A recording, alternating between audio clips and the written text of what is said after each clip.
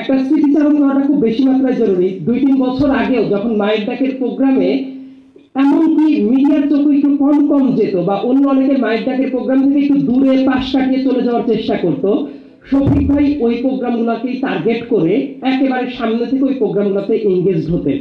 শুধুমাত্র মায়ের ডাকের ওই প্রোগ্রামগুলোতেই না, বাংলাদেশের যত এক্সট্রা জুডিশিয়াল কিলিং হতো, এক্সট্রা জুডিশিয়াল টর্চার হতো, প্রত্যেকটা জায়গায় শফিক ভাই সবসময় তার ভয়েসটা রাখতেন। এবং এই প্রফেশনাল জায়গাগুলোর পাশাপাশি ইলেকশনের টাইমে 2022 সাল 10 ডিসেম্বরে একটা প্রোগ্রাম করার জন্য তৎকালীন বিরোধী দল বিএনপি যখন একটা প্রোগ্রাম করতে থাকে, একটা বিশাল বড় ওই টাইমেও কিন্তু ক্র্যাকডাউন হয়।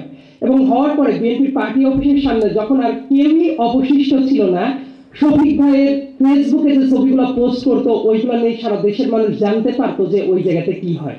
তার পরবর্তী বছর 2023 সালে ইলেকশনকে কেন্দ্র করে পুরো একটা বছর খুবই অস্থির একটা সময় গেছে বাংলাদেশে। সেই সময়েও অনেক মানুষের আস্থার জায়গাটা ছিল শফিক ভাইয়ের ওই ঢাকা ডায়েরির যে পোস্টগুলো ছিল। আমার কাছে মনে হয় শুধুমাত্র সাংবাদিকতার জায়গা থেকে না, বিভিন্ন জায়গায় উনি প্রচুর ট্রাভেল করতেন এবং মানুষের মনস্তাত্ত্বিক যে জায়গাটা সেটাও তুলে ধরার চেষ্টা করতেন। তো উনি মোটামুটি বাংলাদেশ না, বাংলাদেশের রাজনৈতিক অঙ্গন না, বাংলাদেশের মানুষের মনস্তাত্ত্বিক জায়গাটাও দেখতেন। আর যারা বাডিং জার্নালিস্ট ছিল তাদেরকেও নানাভাবে মেন্টরিং করতেন।